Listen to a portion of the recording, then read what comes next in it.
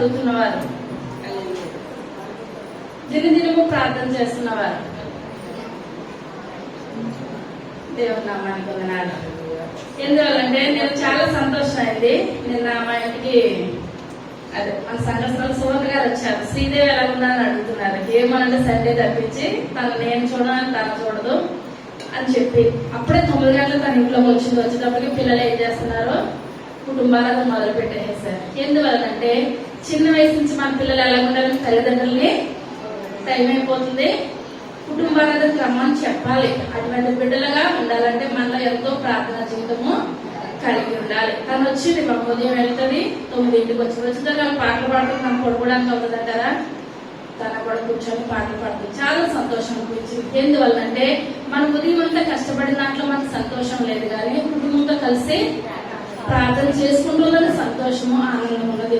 మన బిడ్డలు మాట వినట్లేదు అనుకోండి, మనమే కూర్చొని పాట పాడుకొని వాక్యం చదువుకుంటూ ఒక్కరోజు అయితే రెండో రోజు అయితే 3వ రోజు పిల్లలు ఏం చేస్తారో నేను ఇటువంటి వ్యర్థమైన టీవీ దగ్గర సెల్ ఫోన్ దగ్గర కూర్చొని టైం వేస్ట్ చేస్తాను. నా తల్లి ఏం చేస్తుంది, ప్రార్థన చేస్తుంది. ఏదో రోజు బిడ్డలో ఏం కలుగుతుందండి, మార్పు కలుగుతుంది. నా పిల్లల మాట వినరు, నా భర్త మాట వినరు, నాకే పట్టిందని అనొద్దు.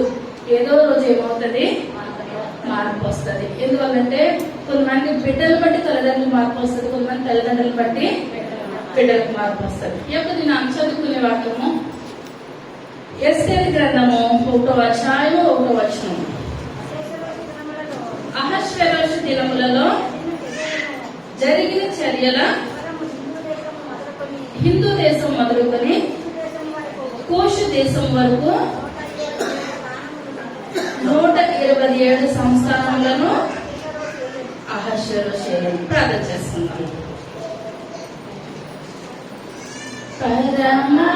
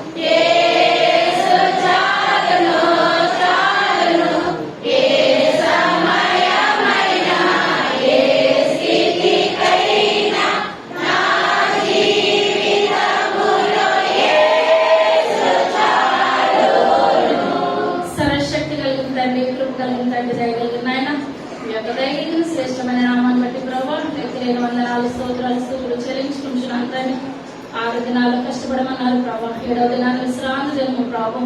అయా యొక్క విశ్రాంతి దినంలో మేమందరం ఆయన కుటుంబాలతో నాయన మీ యొక్క సన్నిధిలో నాయన మేము స్తుతిస్తులుగా ఆరాధిస్తున్నాం. నాయన స్తుతుల మీద ఆశ్చర్యమైన దేవా మీకు వందనాలు చెల్లించుకుంటున్నాను. తండ్రి అయ్యా మేము తల్లి గర్భంలో రూపించబడక మునిపే ప్రభా మా చర్యలన్నీ మీ ముందున్నాయి ప్రభా. అయా మేము లేచి తెలుసు, అయ్యా మేము కూర్చోవడం తెలుసు ప్రభా. అయ్యా మేము నాయన బాబు మా హృదయంలో తల పుట్టక మునిపే మీకు తెలుసు నాయన.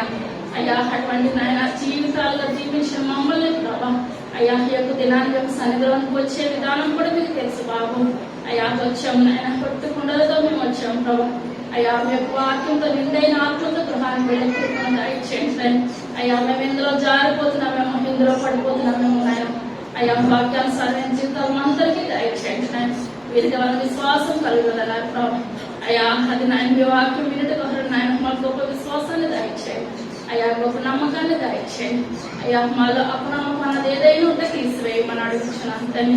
అయ్యా నిండు మనసుతో ప్రభా నాయన మిమ్మల్ని స్తుతించి ఆరాధించే గొప్ప భాగ్యాన్ని దయచేయండి. ఇంకా జరిగిన కార్యక్రమం అంతట్లో కూడా నాయన మీరే తోడుగా నేడుగా ఉండి మహిమ ఘనత ప్రభావాలు పొందమని త్వరగా రాబోచిన యేసయ్య నామములో పెట్టుకొనిచున్నాము తండ్రి. ఆమేన్. హల్లెలూయా. ఇప్పుడు చదువుకున్న వాక్యం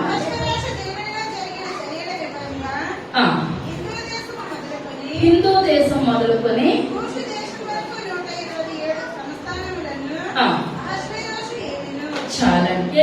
సంస్థానాలు వెళ్ళాడండి అహష్వేరోషు? 127 సంస్థానాలు అహష్వేరోషు వెళ్తున్నాడు. ఇప్పుడు మనం యొక్క దినాన్ని మనం చెప్తున్న వాక్యంలో ఎస్తేరు గ్రంథంలో ముఖ్యమైన స్త్రీలు 3 ఉంటారండి. ముఖ్యమైన వారు ఎంతమంది ఉంటారు? 3 స్త్రీలు ఉంటారు. ఇప్పుడు మొట్టమొదటి స్త్రీ వస్తి అన్నమాట. వస్తి అనగా ఏంటంటే దానికి అర్థము సౌందర్యము, అందమైన లేకుంటే సౌందర్యం. వస్తి అనగా ఏంటండి? అందమైన లేక సౌందర్యం. రెండవదిగా ఎస్తేరు, స్టార్, నక్షత్రము. ఎస్తేరు అనగా ఏంటండి? స్టార్, నక్షత్రం. 3వ స్త్రీ ఉండిపోయింది. 3వ స్త్రీ జెరూషా. ఎవరండి? జెరూషా. జెరూషా అనగా బంగారం. ఏంటండి? బంగారం. 3 స్త్రీలు చెప్పుకున్నాం. మొట్టమొదటి స్త్రీ వస్తి. వస్తి అనగా అందమైన లేకుండా సౌందర్యం. రెండవ స్త్రీ ఎస్తేర్. ఎస్తేర్ అనగా స్టార్ లేక నక్షత్రం. 3వ స్త్రీ జెరూషా. జెరూషా బంగారం. నిజ జీవితంలో ఉండాలి మనం బంగారంగా, కదా. ఇప్పుడు ఇదంతా ఎస్తేరు గ్రంథం మనకు అర్థం అవ్వాలంటే ఇప్పుడు ఎన్ని సంవత్సరాలకు అధిపతి అంటే ఇప్పుడు ఇతను 127 అనగా ఇక్కడ దాదాపు ఆఫ్రికా అంత దూరం. ఇప్పుడు ఈ యొక్క సంవత్సరాలను ఎవరు వెళ్తున్నారు? అహష్వేరోషు. ఇప్పుడు అహష్వేరోషు ఎవరికి మనకు తెలవాలనంటే దానియేలు గ్రంథము 5వ అధ్యాయము మొట్టమొదటి వచనం.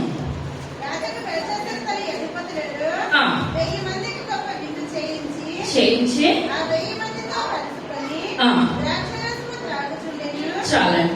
ఇక్కడ బెల్షజరు, ఇప్పుడు బెల్షజర్ గురించి మనం చెప్పుకోవాలంటే ఇప్పుడు ముందు ఎవరైనా బెల్షజర్ కన్నా ముందు నెబుకద్నెజర్ రాజు. నెబుకద్నెజర్ రాజు ఇప్పుడు ఆ యెరూషలేము దేవాలయాన్ని ఏం చేస్తాడండి? చిత్తుగా చేసేసి అక్కడ ప్రతి ఒక్క రాజ్యాన్ని కూడా గెలుచుకొని ఆయన అక్కడ తీసుకొని వచ్చేసేసి ప్రతి ఒక్కరిని కూడా ప్రతి విజయం ప్రతి చోట కూడా గొప్ప విజయాన్ని తెచ్చేసేస్తున్నాడు. ఎవరు?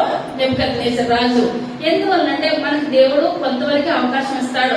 జీవితకాలం కూడా మనం ఒకే విధంగా ఉంటామంటే ఎంత మాత్రం కూడా ఉండము. మనం ఒక్కొక్కసారి అప్ అండ్ డౌన్ వస్తూ ఉంటాయి. ప్రతి జీవితంలోనూ కూడా ఎంత ఎత్తుకెత్తుతామో మళ్ళీ అచ్చటైం వచ్చిందంటే దేవుడు కింద పడేసేస్తాడనమాట. మహారాజుల్ని దేవుడు గట్టి గర్పించేశాడు. ఇప్పుడు నెబుకద్నెజర్ రాజు తర్వాత తన యొక్క పరిపాలనకు వచ్చింది. ఇప్పుడు ఎవరు వచ్చారండి? బెల్షజర్. బెల్షజర్ కూడా తన యొక్క మనవడే. ఇప్పుడు బైబిల్ గ్రంథంలో ఒక్కొక్క దిక్కున ఇక్కడ ఇతను కూడా తాగుతున్నాడు.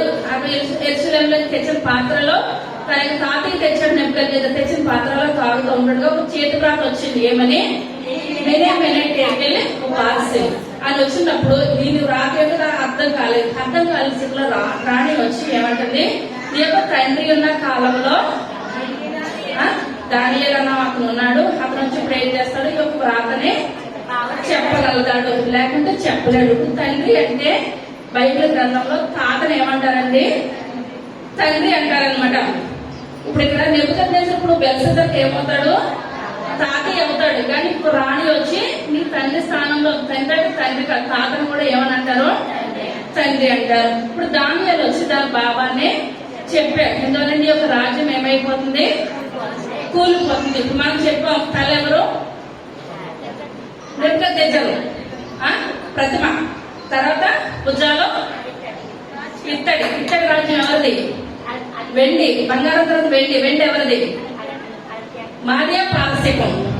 ఇప్పుడు ఇక్కడ బంగారం వెళ్ళిపోయిన తర్వాత ఇప్పుడు ఏమొస్తుంది? ఏ రాజ్యం వస్తుంది? నెబుకద్నెజర్ తర్వాత వెండి, మాదియా. అర్థమవుతున్నా కదా? దానియేలు చెప్పి చాలా లేదు, మళ్ళీ మొదలుకు వచ్చేస్తున్నారు. ఇప్పుడు భుజాలు ఎవరు?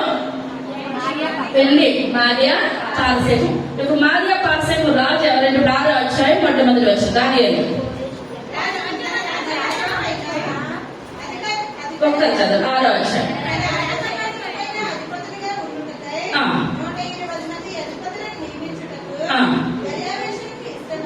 చాలా. ఇప్పుడు ఇక్కడ బెల్షజర్ అయిపోయాడు. ఇప్పుడు బెల్షజర్ యొక్క బైబిల్ గ్రంథంలో లేదు. బెల్షజర్ యొక్క ఇప్పుడు సడన్ గా ఇప్పుడు ఆ ప్రాంత వచ్చింది. ఇప్పుడు ఆరోగ్యం ఇప్పుడు ఎవరు వచ్చేసారండి?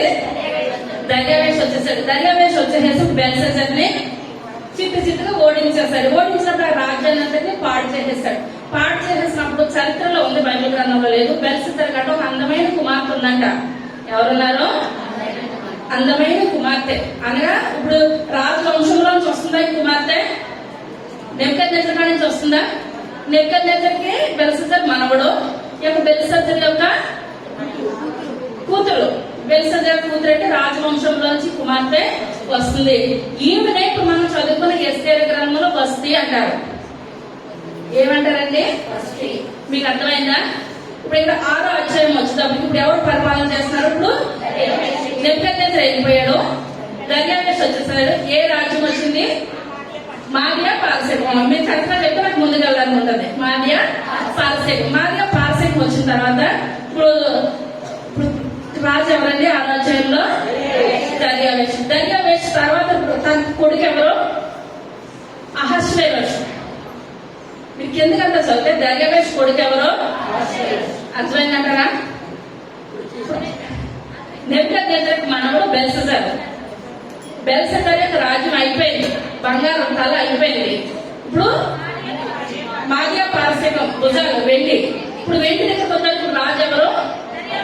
దర్యావేషు కొడుకు ఎవరు? అర్థమవుతుందా?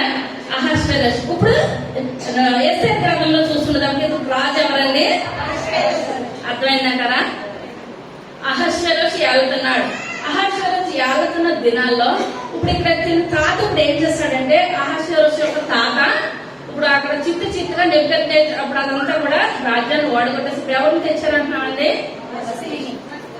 వస్తే కుమార్తెను పట్టుకొని వచ్చి, అందంగా ఉంది, తనెందుకు చంపేయడమని పట్టుకొని వచ్చి ఇప్పుడు ఎవరికి ఇచ్చి వివాహం చేశారు? అహష్వేరోషుకి ఇచ్చి వివాహం చేశారు.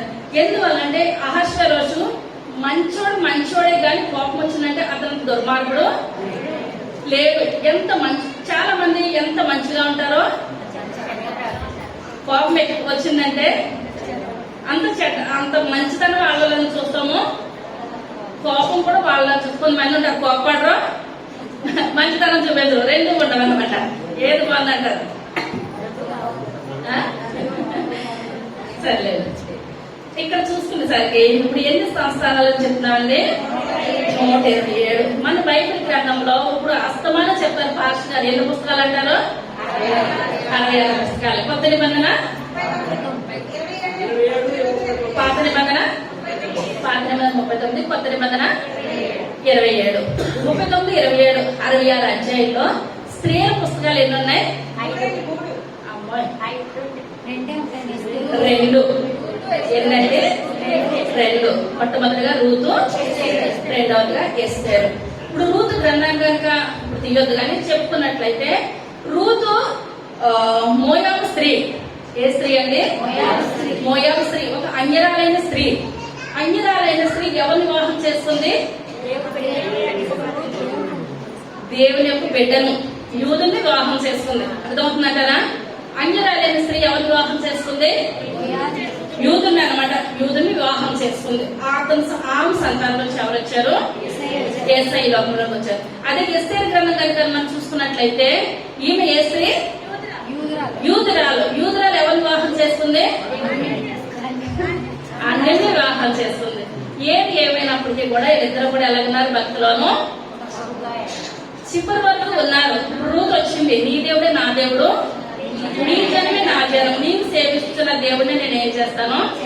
సేవిస్తాను. అలాగే అందరూ అంజలు తెచ్చేసుకోవద్దు. ఎందువల్లంటే అందరూ కూడా మాట వింటారని ఏ మాత్రం కూడా లేదు. యెజబెల్ వస్తా విగ్రహాలు చేస్తారు. రాహేలు కూడా దేవుని పెట్టగానే విగ్రహాలు పట్టుకొని వచ్చేసేసింది. ఎందువల్లంటే ఇప్పుడు అన్ని కూడా మనకి ఇప్పుడు రూతు మాట వినేస్తుంది కదా అని 100 మంది తెచ్చేసుకుంటే కూడా ఏం పట్టుకొచ్చేటంటే విగ్రహాలు పట్టుకొచ్చేస్తుంది. ఇప్పుడు ఇక్కడ చూసినట్లయితే ఎస్తేరు ఏ స్త్రీ అండి?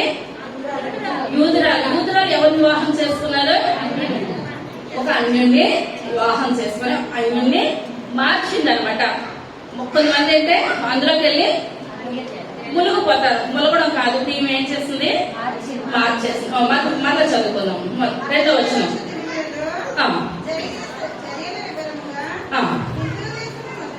హిందూ దేశం మొదలుకొని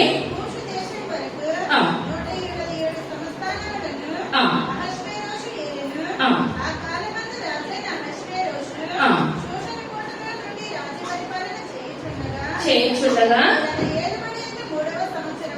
మూడవ సంవత్సరమున విందు చేయించెను.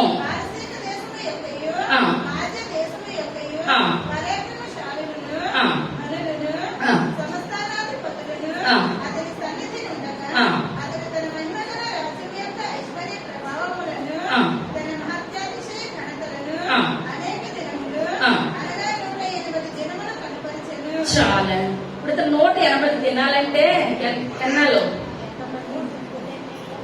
చెప్పాలి?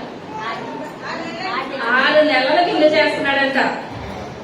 ఎవరు చేస్తున్నారు? అహష్వేరోషు. ఇప్పుడు తనక ఉన్నతమైన స్థితికి తగినట్టుగా ఇప్పుడు ఎన్నాళ్ళు చేస్తున్నాడు విందు? 6 నెలలు విందు చేస్తున్నాడు. ఎవరిని పిలిచాడంటే విఐపీని పిలిచాడు. చిన్న చిన్న చిన్నగా వాళ్ళని పిలవలేదు, పెద్ద పెద్ద వాళ్ళని పిలిచి ఎన్నాళ్ళు చేస్తున్నాడండి? 6 నెలలు తన స్థితికి తగినట్టుగా చేస్తున్నాడు. ఇప్పుడు చాలా మంది మనం విందు చేస్తామనుకోండి, ఒక్కొక్కసారి ఉన్న వాళ్ళే లేదనిపించేస్తారు అంతంత మాత్రం. కొంతమంది లేని వాళ్ళే ఏం చేస్తారో పెట్టింది మనం పిలిచాము కనుక మనం ఏం చేయాలి? గొప్పగా పెట్టాలి. కానీ ఇప్పుడు ఇతను ఎలా పెట్టినాడండి? తన స్థితికి తగినట్టుగా గొప్ప గొప్ప వారిని పిలిచాడు. మంచి ప్లేస్ లో వాళ్ళకి ఇప్పుడు ఏం చేస్తున్నాడండి? విందు ఏర్పాటు. వాళ్ళు ఏది తింటే అది, వాళ్ళు ఏది తింటే అది ఇప్పుడు ఏం చేస్తున్నాడు? ఇక్కడ ఈ విందుని ఏర్పాటు చేస్తాడు. తర్వాత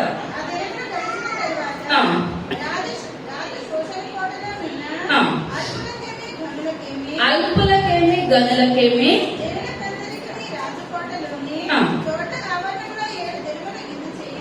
చాలా విఐపీలు అయిపోయారు, ఉన్నవాళ్ళు అయిపోయారు.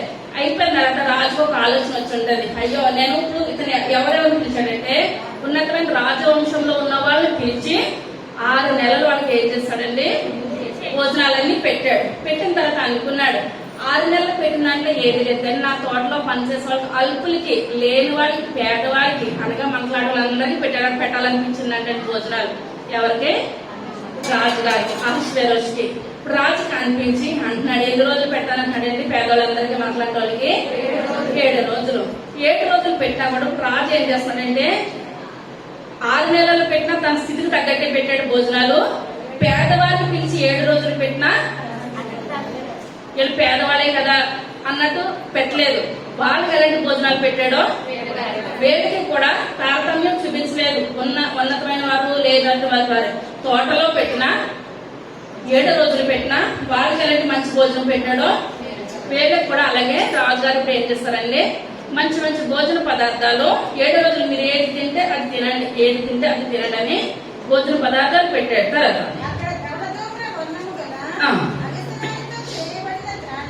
త్రాళ్లతో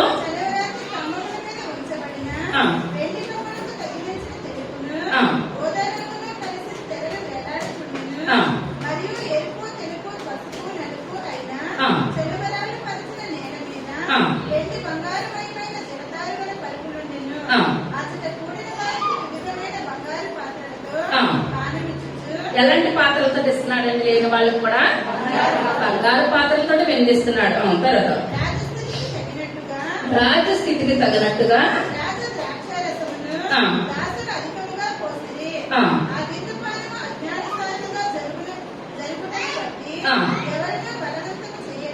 చాలా మనం చాలా మంది భోజనాలు పెడతారు, తిని వాళ్ళు వద్దు వద్దు వద్దు అంటుండగా పెట్టి వాళ్ళు ఏం పెడతారండి? ప్రేమ ఎక్కువైపోయి ఇంకా కొంచెం వేసుకోండి, ఇది వేడిగా ఉంది వేసుకోండి, అది వేడిగా ఉంది అది వేసుకోండి. అది ఒక రకంగా మంచిదే కానీ ఒక రకంగా చెడ్డదే. మనం ఎలా పెట్టాలి? భోజనం ప్రేమతో పెట్టాలి. ఇదిగా కానీ ఆది కాండంలో దేవుని దూతలు వచ్చినప్పుడు అబ్రహాము శారాను పిలిచి అన్నాడు, నువ్వు 3 మానికల పిండి రొట్టెలు చేసి పట్టుకురా అని చెప్పినప్పుడు స్త్రీ లోన్ ఉండి ఇప్పుడు ఏం చేస్తుందండి? మంచిగా వేడివేడిగా ఆ యొక్క వయసులో 3 మానికల పిండి కూడా పని వాళ్ళు ఉన్నప్పటికీ కూడా ఆమె చేసేస్తుంది. ఎంతమంది పని వాళ్ళండి? 318 మంది. ఇంతమంది పని వాళ్ళు ఉండగా కూడా ఆ శారమ్మే రొట్టెలు చేసేసి అక్కడ అబ్రహాం గారి దగ్గర పెడితే దేవుడి బిడ్డలకి ఏసైకే అబ్రహాం అంటున్నా. అబ్రహాం ఏం చేస్తాం? ఏది తింటే అది పెడతాడండి, కానీ అబ్రహాం బలవంతంగా పెడతలేదంటే. ఏది చేస్తున్నాడో? ఏది తింటే అది బలవంతంగా పెడతలేదు. ఇక్కడ కూడా అహశ్వరస్ రాజు అన్నాడంట, మీరు ఏది బలవంతంగా పెట్టద్దు, అన్ని అక్కడ పెట్టండి, బంగారు పాత్రలో పెట్టండి, ఏది తక్కువ చేయొద్దు. కానీ పెట్టి వాళ్ళకి ఎలా పెట్టద్దు, బలవంతంగా ఏది పెట్టద్దు, వాళ్ళు ఇష్టంగా ఏం చేయాలి, వాళ్ళు తినాలి, అంతే, పడిన తినాలి, ఏది తింటే వాళ్ళ ఇష్టం. అన్ని రకాలు ఏర్పాటు చేస్తాడు, అన్ని రకాలు కూడా మీకు ఏది నచ్చితే అది తినండి అని చెప్పినప్పుడు ఏది తినాలి పిల్లలు ఏం చేస్తున్నారండి, వాళ్ళకి నచ్చిందంతా తింటున్నారు. తర్వాత పెట్టవలెనని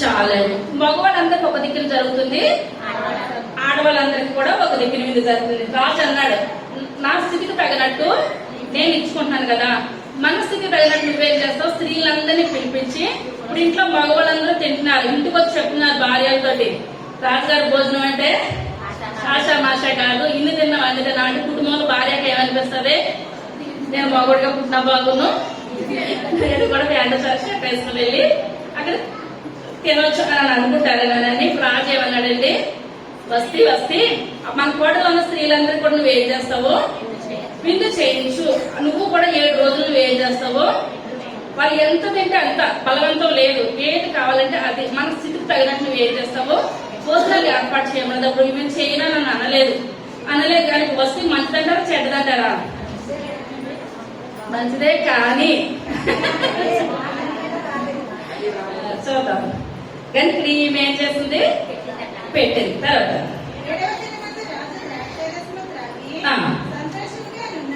సంతోషంగా ఉన్నప్పుడు అధిపతులకును కనుపరచవలనని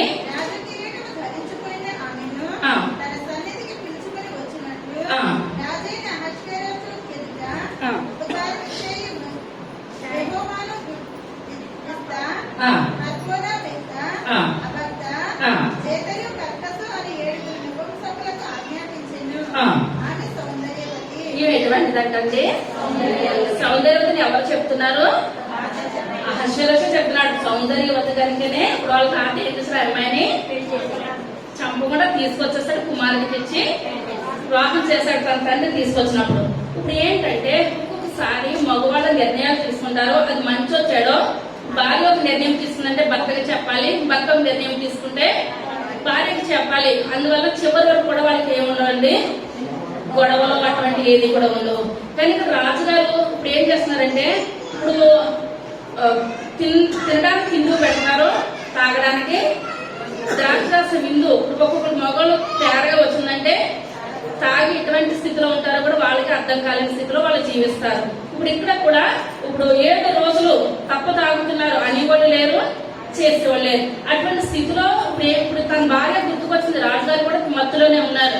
మత్తులో ఉన్న స్థితిలో అనుకుంటున్నాడు, నా భార్య చాలా అందగతి కదా, చాలా సౌందర్యవతి కదా, వీళ్ళందరూ తాగుతూ ఉంటుంటే నా భార్య మళ్ళీ నెత్తి మీద కిరీటం పెట్టుకుని నా భార్యను తీసుకురమ్మని చెప్తా ఉన్నది. విషయం ఎవరికి నచ్చలేదండి, బస్తీకి నచ్చలేదు. ఎందువల్లంటే మగవాళ్ళందరూ అక్కడ తాగుతూ ఉంటుంటే ఆ తాగిన మధ్యలో ఒక స్త్రీ వస్తుందంటారా,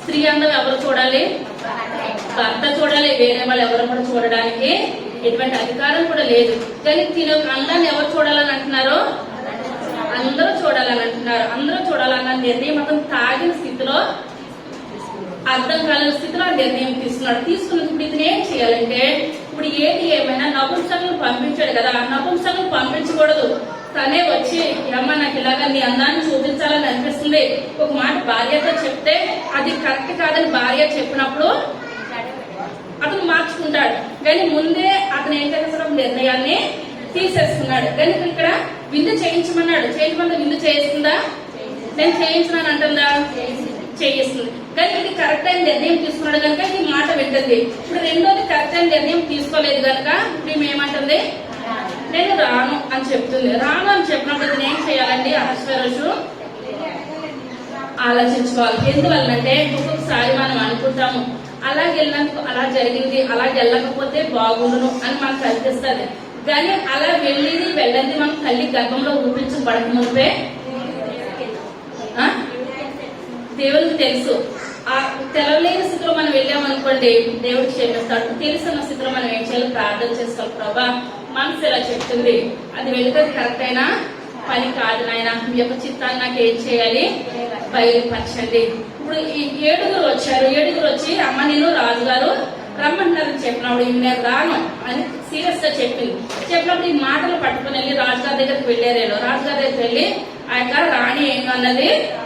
రానని కటాకండిగా చెప్పేస్తుందని చెప్పినప్పుడు ఎందువల్లంటే చెప్పి మాటలు కూడా ఏం చెప్పాలి? అయ్యా మీకు తీసుకున్న నిర్ణయము తప్పు, అందరూ తప్పదాగా ఉన్నారు ఇక్కడ అందరూ కూడా. ఒక స్త్రీ వచ్చి స్టేజ్ మీద తన అందాన్ని చూపించుకోవడం ఎవరి కన్ను తాగినోడికి ఏ విధంగా ఉండదో అర్థం కాదు. ఇది కరెక్ట్ అయిన పని కాదని ఇప్పుడు రాజుగారు తప్పు నిర్ణయం తీసుకున్నారు అనుకోండి. ఇప్పుడు రాణి కోపంతో నేను రాను అని అనేసింది అనుకోండి. ఇప్పుడు 7 ఒకరిలో కదా ఒకరైనా ఏం చెప్పాలి? మీరు తీసుకున్న నిర్ణయము సరికాదయ్యా, ఇది మన 7 మిగిలిపోవాలి, అందరికీ తెలవద్దు అని చెప్పాలి. కానీ అందరూ కూర్చున్నప్పుడు అందరూ ఒక అతను రాజుతో ఏమని చెప్తున్నారంటే, అప్పుడు అంటున్నాడు రాణి ఇలాగ అన్నది కనుక అంటే ఇంటికి వెళ్ళి చదువుకోవడం సమయం లేదు. రాణి ఇలాగ అన్నది కనుక నేను రాణిని ఏం చేయాలని చెప్పినప్పుడు అందరూ 7 ఒక అతను అంటున్నాడు, రాజా మీ మాట రాణియే వినకపోతే మా పిల్లలు మా మాటకి అసలు విననే వినరు. ఇప్పుడు ఎందువల్ల రానని అన్నది కనుక మీరేం చేయాలి? విడాకులు ఇప్పించేసేయండి, ఇంకొక మంచి అమ్మాయిని తీసుకొచ్చేద్దాం. మీకేంటి? మీకేం తక్కువ? అన్నం తక్కువ, ఆశ తక్కువ, ఐశ్వర్యం తక్కువ, ఇవన్నీ కూడా మీకు ఉన్నాయి కనుక ఆ లైన్ లో నిలబెట్టేద్దాం, మంచి మంచి అమ్మాయిలు వచ్చేస్తారు. ఎందువల్లంటే ఒక్కొక్కసారి స్నేహితులు బట్టి మన యొక్క జీవితాలు ఏం జరుగుతాయండి? పాడైపోతాయి. మంచి స్నేహితులు ఉండగా మన జీవితాలు సరి చేస్తారు. చెడ్డ స్నేహితులు బట్టి మన కుటుంబాల్లో కుప్పకూలిపోతూ ఉంటాయి. ఇప్పుడు సరైన నిర్ణయం ఎవరికి ఇవ్వలేదండి? రాజుకి ఇవ్వలేదు. రాజుకి ఇవ్వలేని పక్షంలో కొంత ఏమంటున్నాడు? మీ మాట వినలేదు కనుక ఆమె విడిచిపెట్టేయండి, ఇంకొక అమ్మాయి మీకు వస్తారు. ఎందువల్లంటే ఇది దేవుని యొక్క ప్రణాళికలో ఉన్నది. మన జీవితంలో కూడా మన స్నేహితులు ఏం చెప్తున్నారన్న విషయాన్ని మనం ఏం చేయాలంటే ఆలోచించి ఒక మంచి నిర్ణయాన్ని మనము తీసుకోవాలి. ఇప్పుడు ఎప్పుడైతే ఇప్పుడు వస్తీలు ఇప్పుడు ఏం చేస్తారంటే రాజ్యంలో నుంచి వెళ్ళిపోమన్నారు. ఆ ప్లేస్ లోకి ఎవరు వచ్చేస్తారు? ఎస్తేర్ రాణి వచ్చేస్తారు. ఎందువల్లంటే ఎస్తేర్ రాణి రావాలి, అక్కడ రాజ్యం ఏమవ్వాలి? రక్షించబడాలి. యూదులందరికీ కూడా గొప్ప ఉన్నతమైన స్థితి దేవుడు దాడి చేయాలి. ఎస్తేర్ గ్రంథము 5వ అధ్యాయము మొట్టమొదటి వచనం.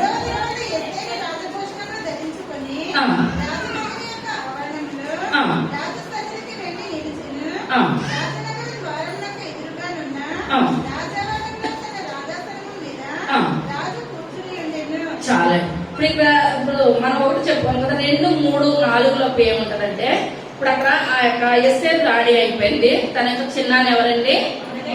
మొర్దెకై. ఇప్పుడు మొర్దెకైకి పిల్లలు లేరు. తన యొక్క చిన్నాన్ని ఎస్తేర్ని పెంచుకుంటున్నాడు. పెంచుకున్న సమయంలో ఇప్పుడు వస్తీ పక్కకు వచ్చేసిన స్థానంలోకి ఎవరు వచ్చారంటే ఎస్తేర్ వచ్చినప్పుడు చిన్నాన్ని అన్నాడు, మన వంశాన్ని తెలపొద్దు, నువ్వు వెళ్ళు, రాజుగారికి తగినట్టుగా నువ్వు జీవించు, కానీ మన కూతుళ్ళందరికీ కూడా నువ్వేం చేయాలి? నీకు ఆ సమయం వస్తుంది, సమయం వచ్చినప్పుడు యూదుల్ని గుర్తు పెట్టుకోవాలి. ఒకటే ఒక మాట చెప్పాడు అనమాట. యేసేపు ఏం చేశాడండి? సమయం వచ్చినప్పుడు తన వారిని రక్షించుకున్నాడు, గుర్తు పెట్టుకున్నాడు. మనం ఉన్నతమైన స్థానానికి వెళ్ళాక మన కింద వారిని మనం ఏం చేయొద్దు, ఎప్పుడు కూడా మర్చిపోవద్దు. ఎంత స్థితికి వెళ్ళినా సరే మనం ఏం చేయాలండి? మన ముందు జ్ఞాపకాలు. దావీదు ఏం చేశాడు? ఎంత ఉన్నతమైన స్థితిలోకి వెళ్ళినా కర్ర గుడిసె ఎప్పుడు కూడా మర్చిపోలేదు. అటువంటి స్థితిలో ఉన్న వాళ్ళు దేవుడు ఆశీర్వదిస్తాడు. చాలా సార్లు మనం చింతకాయలుగా చెప్పుకున్నాం కదా, చింతకాయలు కదా. ఆ చింతకాయలు ఏంటి అంటే మళ్ళీ ఏ స్థానానికి వచ్చేసింది? మళ్ళీ మొదటి స్థానంలోకి వచ్చేసింది. ఇక్కడ చూసుకున్నట్లయితే ఇప్పుడు ఎస్తేరు రాణి అయిపోయింది. రాణి అయిపోయిన తర్వాత ఇప్పుడు ఏంటంటే రాజు సర్వస్థానం ఎవరిది? హామానది. హామాన్ అయినప్పుడు ఇప్పుడు రాజుగారి దగ్గరికి హామాన్ వస్తున్నాడు. అందరూ నమస్కారాలు చేస్తున్నారు. ఎందుకంటే అతని పోస్ట్ ఏంటండి?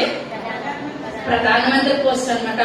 ఆ వస్తుంటుండగా అందరూ నమస్కారాలు పెడుతున్నారు. ఈ యొక్క మొర్దెకై నమస్కారం పెట్టలేదు. ఎప్పుడైతే నమస్కారం పెట్టట్లేదో ఇతనికి ఏం కలిగిందండి? కోపం వచ్చేసి ఇప్పుడు యూదులందరినీ కూడా చంపాలని అనుకున్నాడు. ఇప్పుడు నీ స్థితి ఏంటి? ప్రధానమంత్రి స్థానం. ఇప్పుడు ప్రధానమంత్రి వెళ్ళిపోతూ ఉన్నాడు. రోడ్డు మీద అడుగునోడు లేలేదు అనుకోండి, పట్టించుకుంటాడా? అసలు మీ రోడ్డు మీద కూర్చోవద్దని అంటాడా? అన్న తన స్థితికి తగినట్టుగా ఉండాలి. కొంతమంది స్థితికి తగినట్టుగా ఉండదు. ఎందువల్లంటే మన దేవుడు మనకి ఏది ఇస్తే ఆ పని అని మనం నమ్మకంగా యథార్థంగా మనం పని చేయాలి. ఇప్పుడు ఆ రాజుగారి కోటలో చాలా గేట్లు ఉంటాయి కదా. ఒక గేట్ దగ్గర గేట్ కాపలా, ఈ గేట్ కాపలకు నమస్కారం పెట్టలేదు, లేగలేదు. మరి చాలా గేట్లు ఉన్నాయి కదా.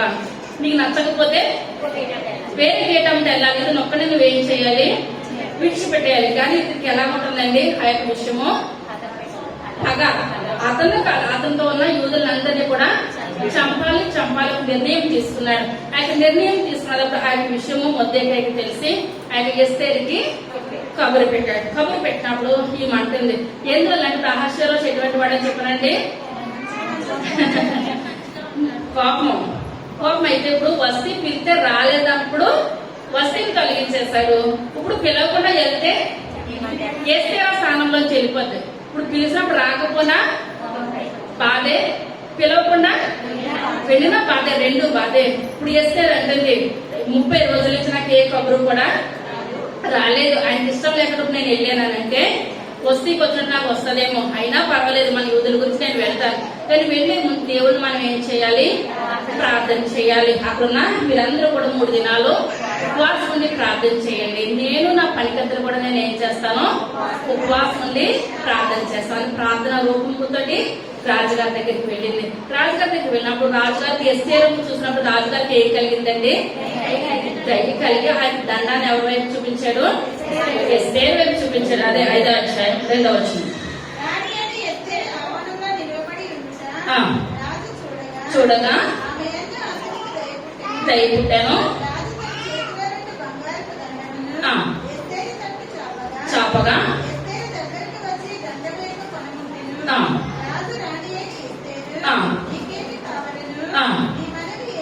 నీ మనవి ఏమిటి,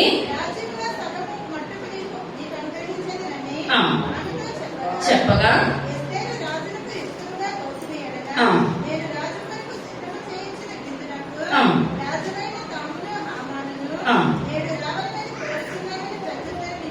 చాలా రాణి వచ్చినప్పుడు దండాన్ని చూపించిన రాజుగారు ఎవరు దయ పుట్టించారండి, దేవుడే దయ పుట్టించాడు.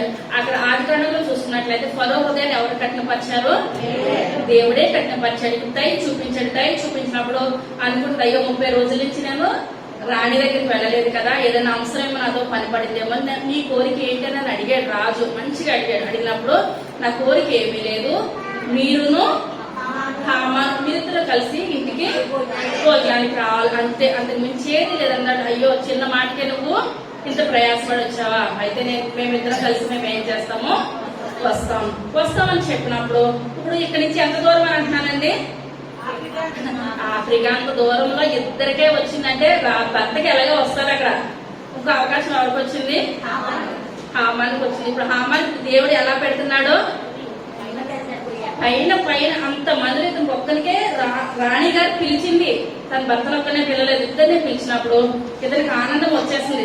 కానీ పక్కన ఏమున్నదండి, ప్రచారం ఏంటి, మొద్దేగా నమస్కారం పెట్టట్లేదు. ఇదంత అవసరం అంటారా, సీరియస్ గా తీసుకునే విషయం ఏమైనా ఉందంటారు ఇందులో ఏది కూడా లేదు. కానీ ఇప్పుడు ఇతను ఏమనుకుంటున్నాడు, రాణి గారు నన్ను భోజనానికి పిలిచింది, ప్లస్ ఇంత మంది ఉండగా నన్ను ఒక్కనే పిలిచింది రాజుతోటి, బానే ఉంది. కానీ అక్కడ గేట్ కాడ ఉన్నవాడు నమస్కారం పెట్టట్లేదు. ఇది ఒకటే బాధ అనిపిస్తుంది. ఇంటికి సంతోషంగా వెళ్ళిపోయాడు హామాన్. ప్రతిదీ కూడా ఏం చేస్తాడంటే, హామానికి కూడా కొంతమంది ఫ్రెండ్స్ ఉన్నారంటండి. ఆ ఫ్రెండ్స్ కి ఏం చెప్తాడు, అక్కడ రాజుగారి ఇంట్లో జరిగిన అన్ని విషయాలు కూడా చెప్తా ఉంటాడు. ప్లస్ వాళ్ళతో పాటు భార్య కూడా చెప్తా ఉంటాడు. ఇప్పుడు వాళ్ళకి చెప్తాడు, భార్యకు చెప్తాడు. ఫైనల్ ఎవరి మాట వింటాడండి, భార్య మాట వింటాడు. కొంతమంది ఏంటంటే అన్ని చెప్పింది చెప్తారు, ఫైనల్ ఎవరు వినరో భార్య మాట వినారనమాట. కానీ ఇతను ఫ్రెండ్స్ ఎంతమంది ఎన్ని రకాలుగా చెప్పినామంటే ఫైనల్ భార్య ఏదంటే అదే చేస్తాడు. అదే అధ్యాయము 11వ వచనం.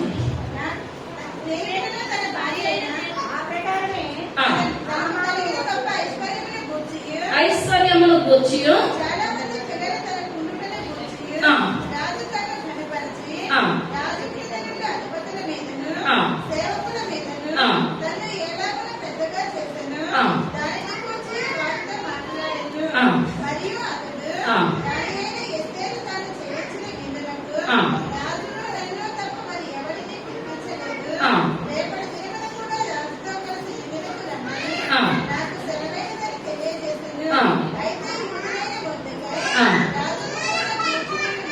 ఆ. నేను చూసినంత కాలము ఆ పదవి అంతటి వలన ఆ. నాకు ప్రయోజనమేమీ లేదని అతడు చెప్పగా చాలా వీళ్ళందరినీ కూడా ఇప్పుడు ఈ యొక్క దినాల్లో అయితే ఒకరు లేక ఇద్దరు పిల్లలతో సరిపోతుంది అనుకుంటున్నారు. కానీ వాళ్ళ ఎంత చదువు చదివేస్తున్నామో ఆ చదువులు చెప్తున్నారు, సంపాదించిన ఆస్తి చెప్తున్నారు. ఆ యొక్క దినాల్లో ఎంతమంది పిల్లలు ఉంటే నాకు పిల్లల ఆస్తి, నేను ఇంతమంది పిల్లలు సంపాదించుకున్నాను, పిల్లల ఆస్తి ప్రతి విషయం కూడా పిల్లల ఘనత గురించి చెప్పేవారు అనమాట. కానీ హామాన్ తన స్నేహితులతో అంటున్నాడు, అక్కడ రాజుగారి దగ్గర కలిగిన ఘనత చెప్తున్నాడు. ప్లస్ తన ఫ్రెండ్స్ కి తెలదు ఇతనికి ఎంతమంది పిల్లలు తెలుసా కదా. ఇప్పుడు మన ఫ్రెండ్స్ వస్తారు, నేను ఇద్దరు పిల్లలు కానీ నన్ను ఇద్దరు పిల్లలు కానీ మాటమాటికి చెప్తామంటారా? ఫస్ట్ లో ఒకసారి చెప్తాం, ఇంకా అంతే. అంత గురించి మనం ఎక్కువ చెప్పాల్సిన అవసరం లేదు. కానీ ఇతను ఏం చేస్తాను, నాకు 10 మంది పిల్లలు, నాకు 10 మంది పిల్లలు పిల్లలు పిల్లలు అని చెప్తున్నాడు. యోగు కూడా ఎంతమంది అండి? 10 మంది పిల్లలు, 7 కుమారులు 3 కుమార్తెలు అనమాట. యోగు ఎంత స్త్రీపరుడైన బిడ్డ అనమాట. అతను ఏం చేస్తున్నాడు, పిల్లల కోసం ప్రార్థన చేస్తున్నాడు. మనం ఎంత గొప్పవాళ్ళమైనా మనల్ని బలహీనపరిచినా మన పిల్లలే బలహీనపరుస్తారు, మనల్ని గనపరిచినా మన పిల్లల్ని బట్టే మనం ధైర్యంగా ఉండగలుగుతాం. లోకమంతా ఒకటి అయినప్పటికీ కూడా దేవుడు మన పక్షాన ఉంది. మన కుటుంబం మనం అందరూ ఒక మాట మీద ఉన్నట్లయితే ఎవరినైనా మనం ఏం చేస్తామండి, ఎదిరిస్తాం. ఎన్ని సమస్యలు వచ్చినా, ఇరుకులు వచ్చినా, ఇబ్బందులు వచ్చినా ఎదిరిస్తాం. అదే పిల్లలు మనం కృంగదీస్తారంటే మనం ఎందుకు పనికిరాం అనమాట. కానీ ఇక్కడ ఇప్పుడు హామాన్ ఎవరి గురించి చెప్తున్నాడండి, నాకు 10 మంది సంతానం ఉన్నది, 10 మంది కుమారులు ఉన్నారు అని చెప్తా ఉంది. రాణిగారు నన్ను ఏం చేసింది, భోజనానికి నన్ను పిలిచింది. కానీ అన్ని చెప్పిన తర్వాత బయటకు అంటున్నాడు చివరిలో, ఆ గేట్ కడవడి గురించి నాకు ఏమనిపిస్తుంది, బాధ అనిపిస్తుంది అని చెప్పినప్పుడు ఏదన్నా సరే, అయ్యో ఈ స్థితి నీ దేవుడు నీకు ఇచ్చాడు కదా, అతను గొడవ నీకెందుకు, అతను నమస్కారం చేస్తే నీకెందుకు, నమస్కారం చేయకపోతే నీకెందుకు, అతని వల్ల నువ్వు ఏదైనా తింటున్నావో ముందున్నావో అని చెప్పి మనుషులు కూడా ఎవరిలో లేరండి. ఫ్రెండ్స్ లో గాని భార్యలో గాని ఎవరు కూడా లేరు. తర్వాత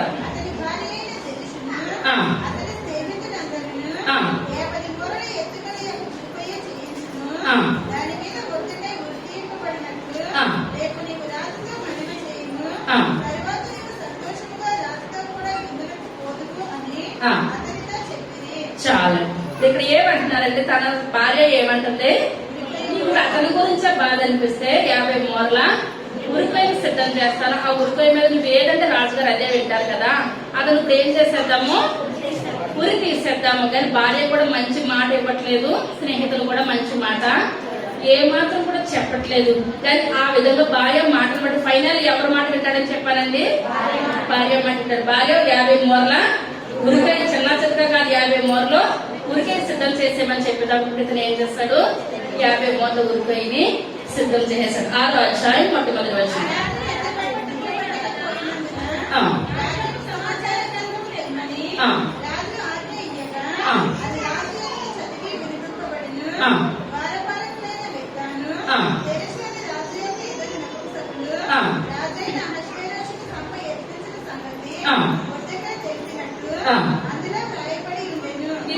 ఇది అర్థం అవ్వాలంటే 2వ అధ్యాయము 21వ వచనం తెస్తే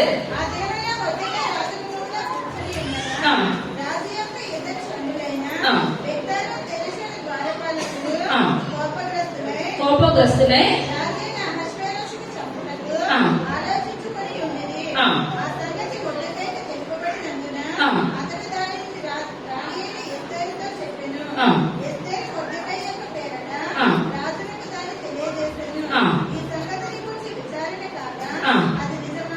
నిజమాయను.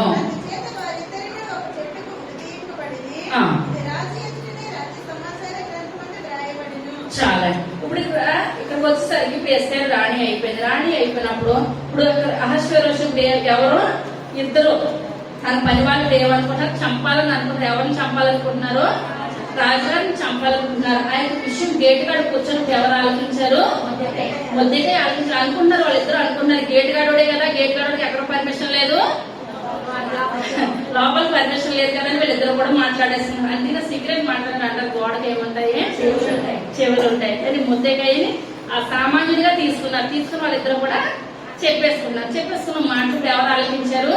మొర్దెకై. ఇప్పుడు రాజుగారికి ఏదైనా అయితే ప్రాబ్లం ఎవరికి వస్తుంది? ఎస్తేర్కి వస్తుంది. కనుక కూతురు, అన్న కూతురు అనమాట. ఇప్పుడు ఈ మాట ఆలోచించి సరాసరి ఎవరు కబురు వెళ్ళిపోయిందండి? ఎస్తేర్కి కబురు వెళ్ళిపోయింది. ఇంకో నీ భర్తను చంపాలని అనుకుంటున్నారు. వాళ్ళిద్దరు పేర్లతో సహా చెప్పాడు. చెప్పినప్పుడు ఆ ఎస్తేర్ ఏం చేసిందండి? వెంటనే పత్రిక రాసి ఎవరికి పంపించిందండి? రాజుగారికి పంపించింది. రాజుగారు పంపించినప్పుడు మనం చదువుకున్న దాంట్లో ఉంది. అది అవునో కాదని రాజుగారు ఏం చేశారు?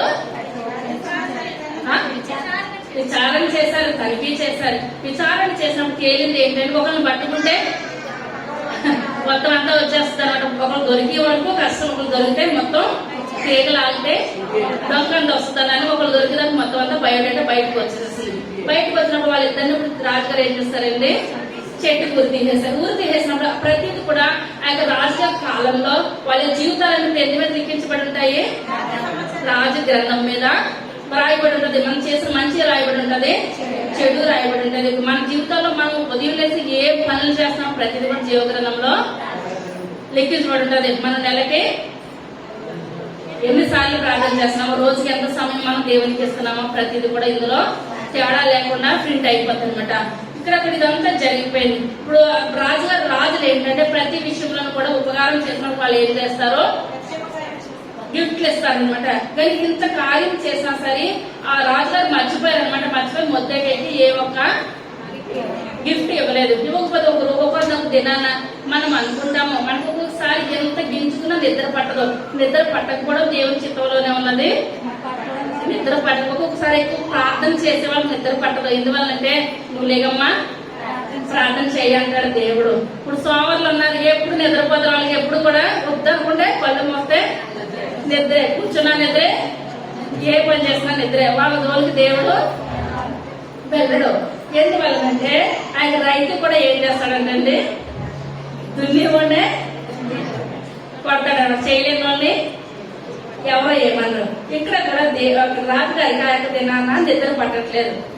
నిద్ర పట్టలేనప్పుడు ఆ రాజులు ఏం చేస్తారంటే, నిద్ర పట్టకపోయినప్పుడు ఆ యొక్క ద్రాక్షరసాన్ని తాగుతారు. లేకపోతే డ్యాన్సులు వేసుకుంటూ మనుషులు రప్పించుకొని రకరకాలుగా చేస్తూ ఉంటారు. కానీ ఆ యొక్క మధ్యరాత్రి ఇతను అనుకున్నాడు రాజు.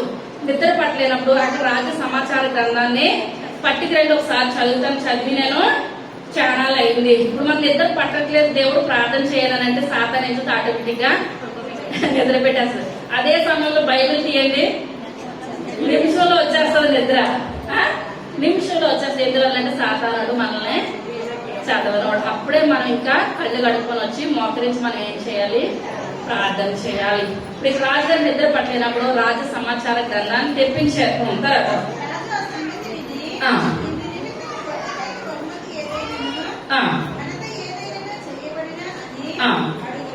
అడుగగా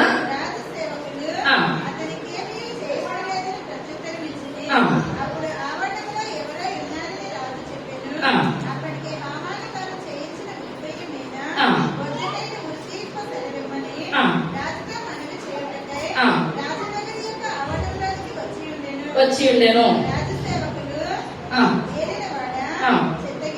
చిత్తగించుము.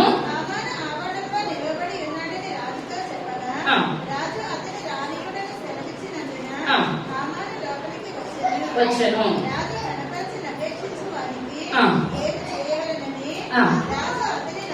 అడగగా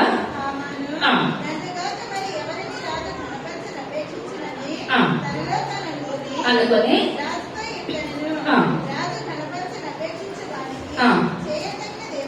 ఏమనగా రాజవస్త్రములను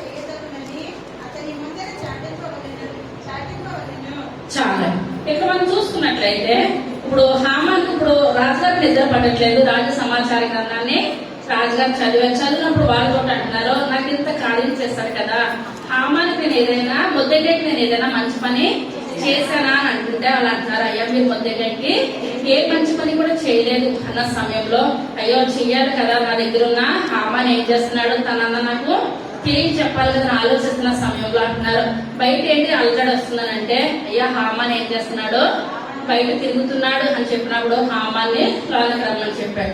చెప్పినప్పుడు ఇంకా రాజుగారి మాట ఆలోచించలేదు. ప్రతి ఏ మాట చెప్పడానికి వచ్చాడండి హామాను, 50 మూరల బంగారం ఇవ్వండి ఐడియా ఇచ్చింది. నా బంగారం అంటున్నాడు కదా తెలియని ఏమని చెప్పింది, 50 మూరల ఉరికొయ్య సిద్ధం చేసేసింది. ఇప్పుడు ఆ ఉరికొయ్య మీద మొదటికే నురి తీయించాల మాట ఎంత బేగా రాజుగారితో చెప్పాలని సిద్ధంగా ఉన్నాడు. సిద్ధంగా ఉన్న సమయంలో రాజుగారు అంటున్నారు, నేను ఏదైనా ఒక మంచి పని చేయాలంటే అతనికి నేను ఇప్పుడు రాజుగారు ఫస్ట్ నుంచి కూడా ఎలా చేస్తున్నాడండి, అతని స్థితికి తగినట్టుగా ఏం చేస్తున్నాడో, స్థితికి తగినట్టుగా మన దేవుడు కూడానండి, మన పరలోక రాజ్యం వెళ్తే మనకి ఎలా ఉంచుతాడు మనల్ని, హల్లెలూయా చెప్తాం. దేవుడు నామానికి వందనాలు. 2 చేతులు పైకి గట్టిగా చెప్తాం.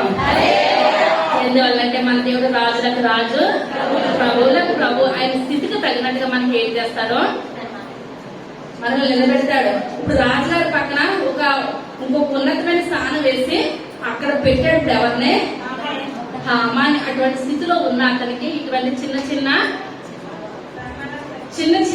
వాటి గురించి ఇప్పుడు అతను ఏం చేస్తున్నాడు, తన స్థితిని కోల్పోతున్నాడు. ఇప్పుడు రాజుగారు పిలిచి ఇతను అంటున్నాడు, అయ్యా నేను ఒక అతన్ని గనపరచాలనుకుంటాను, అతను ఏ స్థితిలో ఉండాలి అని అనుకుంటే ఇతను అంటున్నాడు, అది మనసులో అంత గనపరిచింది, నన్ను తప్పించి రాజుగారు ఎవరిని గనపరచరు కదా, ఇంతకాలం కూడా నేను రాజుగారు పక్కన పైన కూర్చుంటాను, ఇప్పుడు రాజు విధుల్లో నడిపిస్తాడు కదా, ఇప్పుడు అందరూ నన్ను ఏం చేయాలి, అందరూ కూడా చూడాలి అని అనుకొని, అయ్యా మీరు వేసుకున్న వస్త్రాలు వేసుకోవాలి, మీరు కూర్చున్న కుర్చీ మీద కూర్చోవాలి, అదే గుర్రం మీద కూర్చొని మీరు పెట్టుకున్న కిరీటం పెట్టుకొని ఇప్పుడు రాజు వీధులంటే నేను ఊరేగించాలయ్యా, ఆ స్థితిగా మీరు గనపరచాలని చెప్పినప్పుడు రాజుగారు అంటారు, ఇవన్నీ కూడా మొద్దెకాయ చేసాయన్నాడు.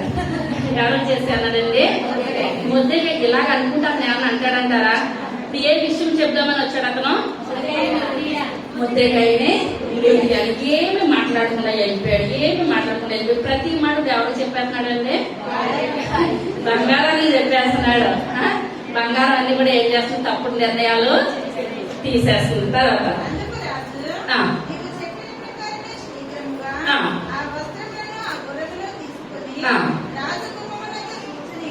కూర్చొని ఉన్నా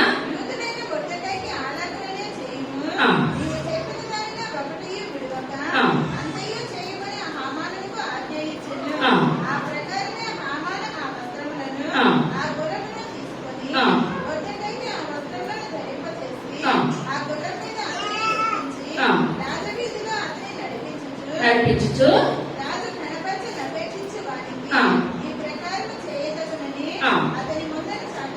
చాటించను.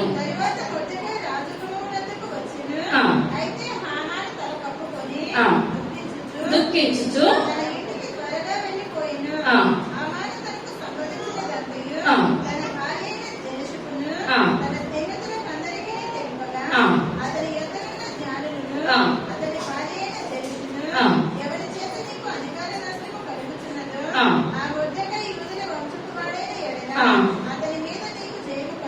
చాలండి, ఒక్క మాట చాలు. మరి జ్ఞానం ఎప్పుడు ఉండాలి, అతను యూదుడా కాదా, దేవుని బిడ్డ కాదా అని 50 మంది ఉరిపై చేయించినప్పుడే ఈ బంగారానికి ఉండాలి.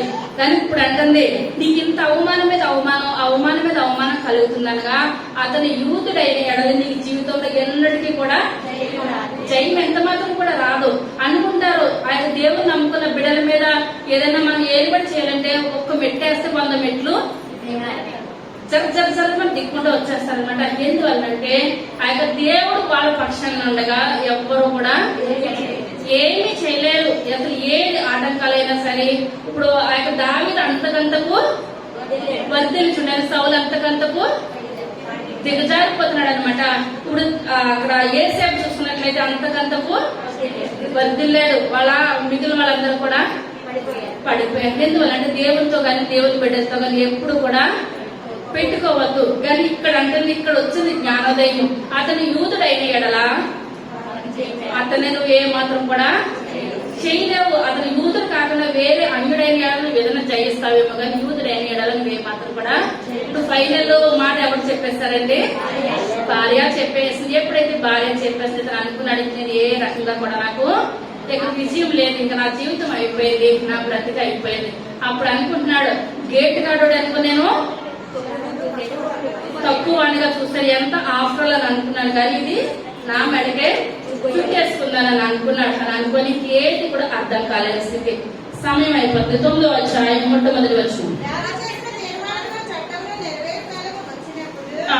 ఆదాయం 12వ నెల ఆ. 13వ దినమున ఆ. యూదులను జయింపగలుగుతామని ఆ. వారి భగవాను నిశ్చయించుకునే దినముననే సామెతల గ్రంథము 14వ అధ్యాయం మొట్టమొదటి వచనం. సామెతల గ్రంథము. జ్ఞానవంతురాలు తన ఇల్లు కట్టుకొనును, జ్ఞానవంతురాలు తన ఇల్లు కట్టుకొనను. మూఢురాలు తన చేతులతో తన ఇల్లు ఊడబెట్టును. చాలండి. ఇప్పుడు జరేష్ ఎటువంటిదండి? మూడురాలు తన ఇల్లు ఇప్పుడు ఏం చేస్తుంది? ఓడ పెరిగేస్తుంది అనమాట. అప్పుడు మనం కూడా దేవుని కృపను బట్టి జ్ఞానం కలిగి ఉన్నామా, జరేషన్ లాగా ఉన్నామా, మనం ఏం చేయాలి? ఇప్పుడు వస్తీ మంచిదా, జరేష్ మంచిదా? ఆ? వస్తీయే మంచిది కానీ జరేష్ మాత్రం కూడా మంచిది కాదు. అదే 9వ అధ్యాయం 12వ వచనం. రాజు అయితే రాజులైన తమకు రాజు ఆ. ఆ. ఆ. ఆ. ఆ. ఆ. ఆ. ఇప్పుడు నీ మనం ఏమిటి? అది నీకు అనుగ్రహించబడును. ఆ. ఆ. ఆ. ఆ. ఆ. ఆ. ఆ. ఆ. ఆ. చాలా. ఇప్పుడు ఇక్కడ ఎంత అధ్యాయం ఏం చేస్తారంటే 7, 8 క్రిటికల్ చదివినట్లయితే ఇప్పుడు రాణి ఏం చేస్తున్నట్టు వాళ్ళిద్దరిని కూడా భోజనానికి పిలుస్తుంది. భోజనానికి పిలుస్తారు. మళ్ళీ 2వ రోజు రమ్మన్నప్పుడు మళ్ళీ ఏం చేస్తారు? మరలా వెళ్ళారు. అప్పుడు రాజుగారు అడుగుతున్నారు, అమ్మ నువ్వు ఎలా పిలుస్తున్నావు, అసలు నీ కోరిక ఏంటి, నీ కోరిక ఏంటంటే అప్పుడు అంటే ఈ యొక్క దుష్టుడైన హామాను మా యూదులందరినీ చంపాలనుకుంటున్నాడు. ఇప్పుడు వచ్చి ఇతను ఏ వంశంలో కూడా ఎవరికి తెలవదండి, రాజుగారికి తెలదు. ముద్దకి అన్నాడు అది యొక్క వంశం ఏదో కూడా చెప్పొద్దు, నీ జాతిని చెప్పొద్దని చెప్పినప్పుడు ఏమి కూడా కనుక్కోకుండా అహశ్వరోష్ ఏం చేసుకున్నాడండి? వివాహం చేసుకున్నాడు. చేసుకున్న తర్వాత నేను కూడా యూదురాలినే, మా యూదులందరినీ కూడా చంపేయాలని 127 సంస్థానాల్లో ఎక్కడ కూడా ఎవరు ఉండకూడదండి, యూదులు ఉండకూడదు అని ఒక చట్టాన్ని పట్టుకొని వచ్చాడు. మీరు ఇప్పుడు ఏం చేస్తారు తెలవకుండా ముద్ర వేసేశారు. రాజుగారు ముద్ర వేసింది మళ్ళా అది వద్దని అనడానికి రాజుగారు తప్పించి ఎవరికి కూడా అధికారం లేదయ్యా, వీలు లేదయ్యా, ఈ విధంగా చేసేసాడని చెప్తున్నప్పుడు మాట మీద రాజుగారు బయటకు వెళ్ళారు.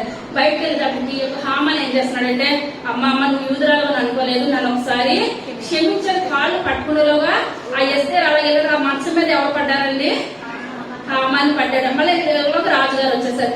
నేను ఉండగానే నా భార్య నువ్వు పట్టుకోవడానికి చూస్తావా, వెంటనే నేను చేయాలి, ఉరి తీసేయాలని చెప్పినప్పుడు అక్కడున్న బట్టలు వచ్చి ఏం చేస్తారంటే హామాన్ని ఉరి తీయాలని అనుకున్నప్పుడు వాళ్ళు అంటున్నారు, అయ్యా ఈ యొక్క ముద్దకేం చంపాలని ఏం చేస్తాడు 50 మూటలు ఉరిపోయా వాళ్ళ ఇంట్లో ఉందయ్యా అని చెప్పినప్పుడు అది ఏమైందండి పట్టుకొని వచ్చి అతనికే వచ్చేసింది. ఇప్పుడు యొక్క హామాన్ ఎక్కడ వాడండి? హామాన్ ఇప్పుడు ఏ యొక్క జాతికి చెందినవాడు? హామాన్ ముద్దకే కాదు, హామాన్ చాలా సార్లు చెప్పాను.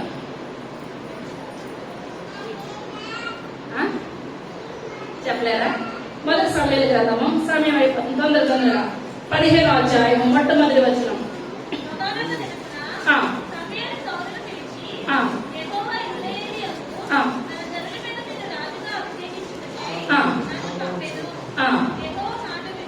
మాట వినుము.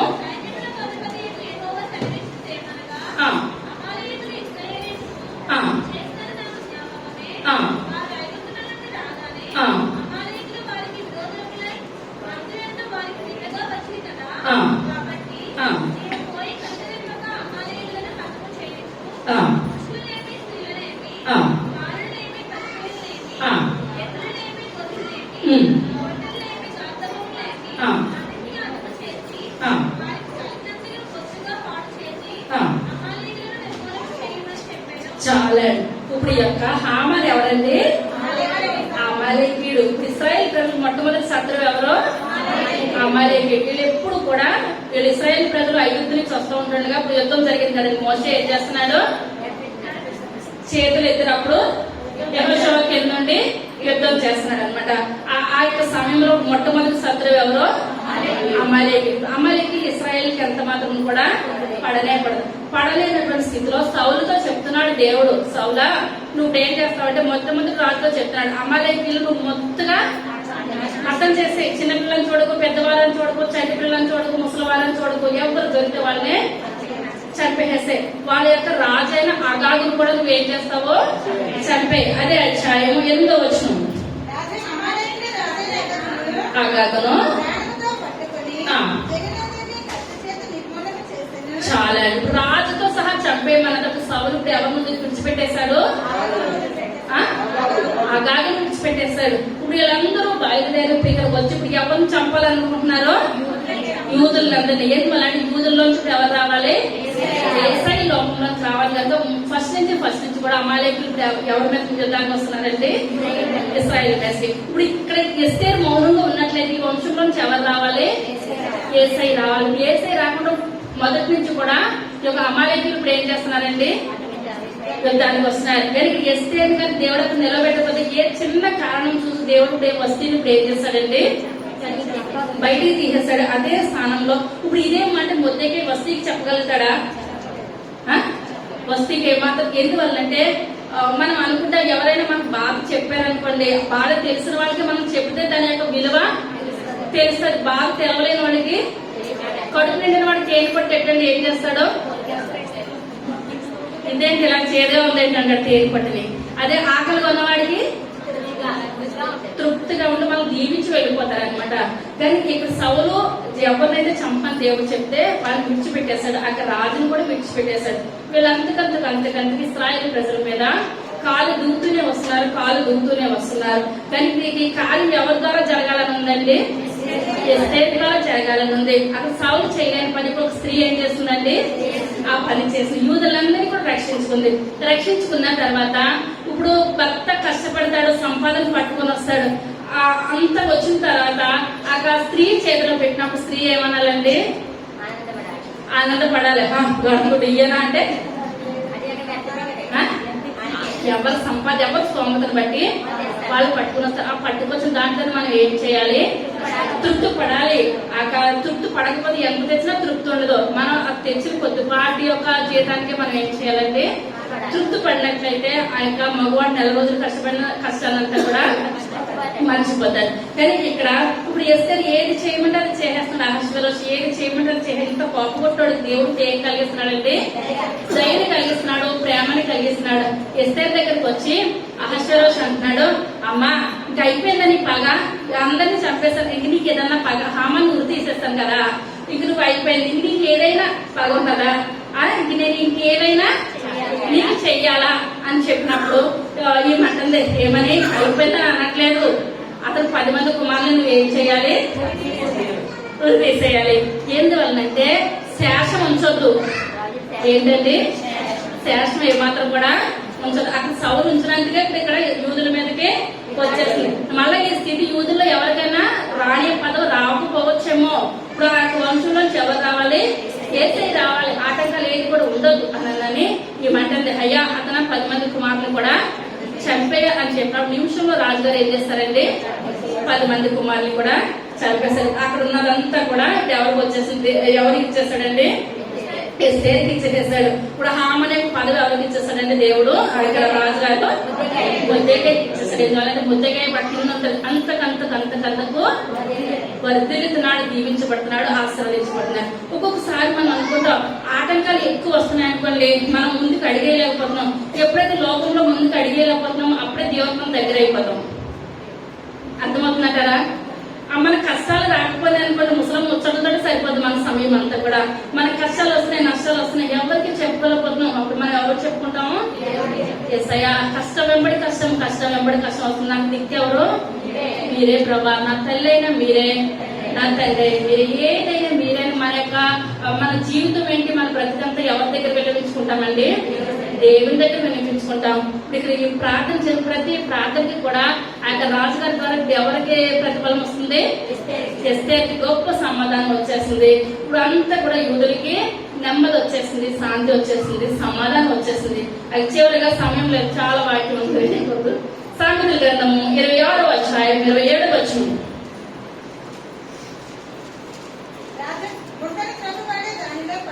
గుంటను తవ్వువాడే దానిలో పడను.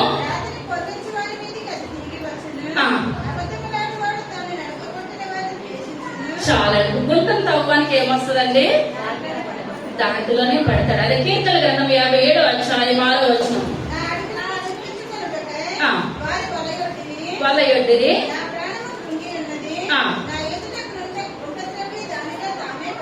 చాలండి. ఇప్పుడు దావీదుకి ఏదో చేయాలనుకున్నారు. వాళ్ళ కళ్ళలో ఎవరు తవ్వుతుంటే ఆ గుంటలో ఎవరు పడిపోతున్నారండి?